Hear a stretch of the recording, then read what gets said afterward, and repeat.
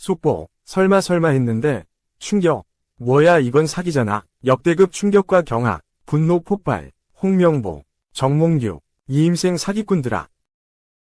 국회 문화체육관광위원회가 5일 축구협회 대표팀 감독 선임 논란과 배드민턴협회 문제의 진상을 파악하기 위해 정몽규 축구협회장, 홍명보 축구대표팀 감독, 김태규 배드민턴협회장 등 관련자 25명을 증인으로 채택했다. 문체위는 이날 국회에서 전체회의를 열고 대한축구협회와 배드민턴협회 논란 관련 증인 25명과 참고인 8명 채택을 의결했다. 채택된 증인과 참고인은 오는 24일 열리는 문체위 전체회의에 참석할 예정이다. 증인 명단에는 정몽규 회장, 홍명보 감독을 포함해 이임생 축구협회 기술총괄이사, 정혜성 전 전력강화위원장, 박조호 전 전력강화위원, 유인촌 문체부 장관, 장미란 문체부 2차관, 이기흥 대한체육회 회장, 장재근 진천선수촌 촌장, 이정우 체육국장, 김태규 배드민턴협회 회장, 김학균 파리올림픽 배드민턴 국가대표 감독 등이 포함됐다.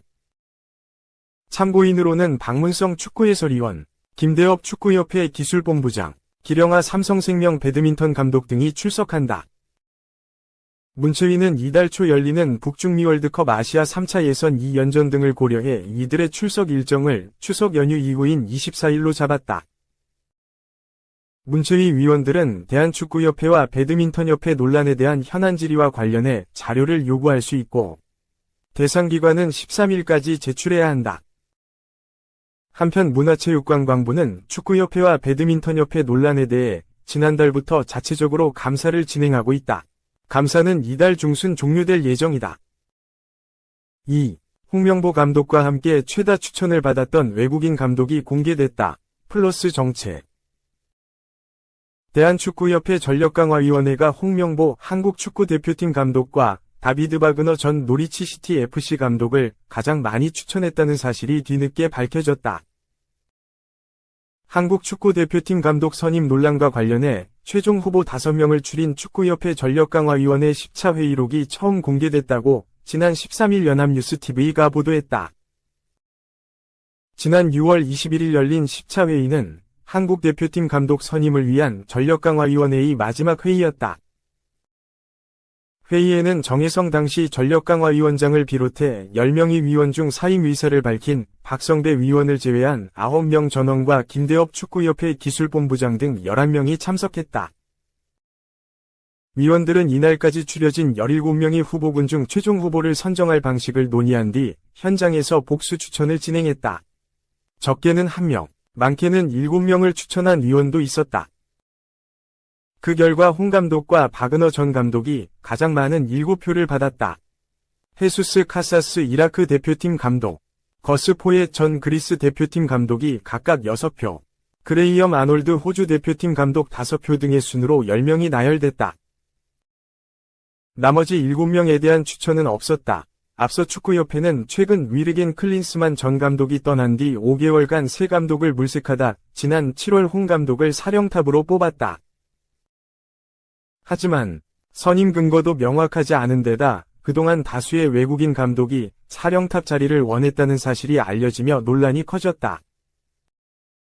한편 문화체육관광부는 지난 5일 전체회의를 열어 홍 감독 선임 및 파리올림픽 배드민턴 금메달리스트 안세영의 작심 발언 논란과 관련 오는 24일 현안 질의에 증인 25명과 참고인 8명이 출석을 요구하는 안건을 의결했다. 3. 조규성의 비보 전해졌다. 미트윌란 유로파리그 명단 제외. 당분간 복귀 어려워. 한국의 간판 공격수 조규성이 부상으로 인해 미트윌란의 유럽대항전 출전 명단에서 제외됐다. 빠른 시일 내 복귀가 어렵다는 전망도 함께 전해졌다.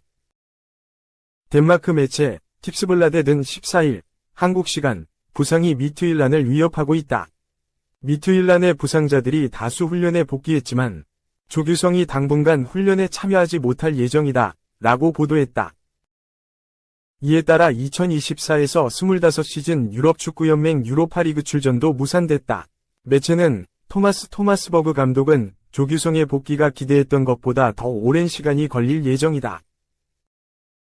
복귀가 불확실함에 따라 그를 우에파 유로파리그 명단에 등록하지 못했다.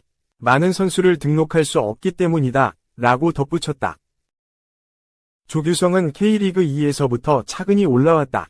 FC 안양에서 프로 데뷔에 성공했고 남다른 득점 감각을 뽐내며 K리그 1 다수 구단의 관심을 한눈에 받았다.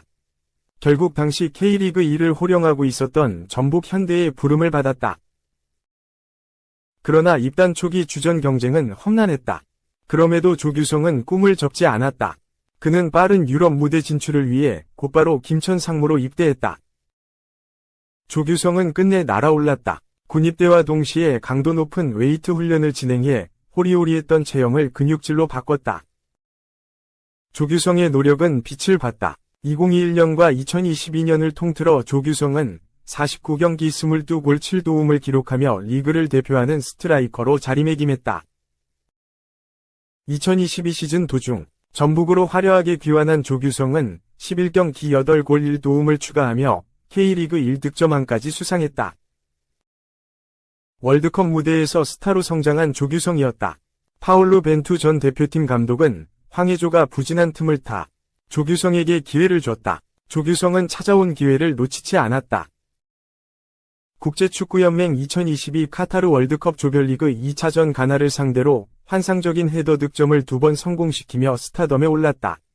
전 세계에 자신의 실력을 입증했던 조규성이었다. 조규성을 향한 유럽의 관심이 쏟아졌다. 특히 독일 분데스리가에 제의가 있었지만 조규성은 그간의 행보와 같이 차근차근 성장하기를 원했다. 따라서 주전 공격수로서 유럽 대항전에서 활약할 수 있는 덴마크의 미트윌란으로 이적했다. 탄탄대로를 걸었다. 조규성의 의도대로 곧바로 주전 공격수로 낙점받았다. 조규성은 2023에서 24시즌 37경기 13골 4도움을 기록. 덴마크 리그를 대표하는 스타로 자리매김했다. 여기에 리그 우승까지 거머쥐며 최고의 한 해를 보냈던 조규성이다. 그러나 부상 악재가 발목을 잡았다. 본래 좋지 않았던 무릎 부위에 수술을 진행했다.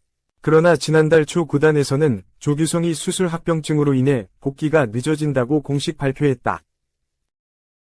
회복은 더뎠다. 유로파리그 명단 제출이 임박할 때까지 조규성의 몸 상태는 나아지지 않았다.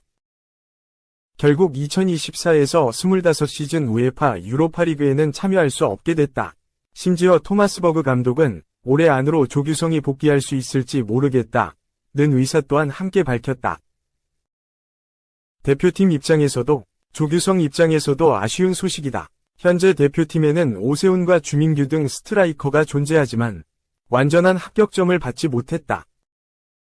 조규성 또한 미트윌란 진출 이유였던 유럽 대항전 무대에 진출할 수 없게 되는 최악의 상황을 맞이했다. 여기에 소속팀 포지션 경쟁자인 아담 북사가 좋은 활약을 펼치고 있어 주전 경쟁은 더욱 심화될 전망이다. 4. 손준호 사태, 독일도 이미 알아. 대망신, 최고 전문지, 심각한 혐의로 방출. 한국에서 벌어진 손준호 사태에 독일에서도 관심을 보였다. 독일 최고의 축구 전문지, 키커는 14일, 한국 시간, 손준호는 심각한 승부조작 혐의로 인해 중국에서 영구 제명 처분을 받았다. 고국으로 돌아온 손준호는 그의 소속팀인 수원FC에서 방출됐다. 며 손준호의 현 상황을 조명했다. 매체는 9월 10일 중국 축구를 강타하는 일이 벌어졌다. 중국 축구협회는 불법 도박과 승부조작 혐의로 총 43명이 축구선수와 관계자들에게 영구 제명 조치를 취했다. 중국 국가대표 진징다오 외에 손준호도 이에 영향을 받았다. 며 손준호가 지금의 상황을 겪게 된 배경을 설명했다. 키커의 설명대로 중국 축구협회는 지난 10일 한국 시간 손준호가 승부 조작 혐의로 중국 내에서 영구 제명 중징계를 받았다는 내용의 공문을 발표했다. 중국 축구협회는 손준호가 부당 이득을 도모하기 위해 부정거래, 축구 경기 조작, 불법 수익을 취해 스포츠맨십을 위반 및 상실했다고 주장했다. 손준호는 중국 슈퍼리그의 산동 타이산에서 뛰던 지난해 5월 귀국 직전 비국가 공작원 수뢰죄로 중국 상하이 홍차오 공항에서 중국 공안에게 연행된 뒤 10개월가량 조사를 받았다. 새롭게 부임한 중국 축구협회장이 중국 축구계 내 부패 척결을 외치며 관련 인사들을 조사하면서 손준호도 함께 휘말린 것이었다. 손준호 측은 손준호가 구금됐을 당시 승부조작 가담 혐의를 강하게 부인하면서 뇌물수수 혐의로 인해 조사를 받고 있다고 설명했다. 손준호는 지난해 6월 형사 구류 기한이 만료되자 구속수사로 전환돼 조사를 이어갔다. 손준호가 풀려난 건 지난 3월 25일이었다. 중국축구협회로부터 국제이적동해서를 발급받고 대한축구협회의 검토를 거쳐 K5리그 건용FC에 등록하며 국내 무대로 복귀했다. 이후 친정팀인 전북현대와 훈련하면서 몸을 끌어올렸고 다수의 구단으로부터 관심을 받았으나 지난 6월 K리그 1 수원FC 유니폼을 입었다. 손준호가 K리그에서 3개월여 동안 선수 생활을 이어가는 와중에도 의혹은 여전히 존재했다. 그러다 지난 10일 중국축구협회의 발표로 의심은 걷잡을 수 없이 커졌다. 이에 손준호 측은 11일 기자회견을 열어 구체적인 내용을 공개하겠다고 밝혔다.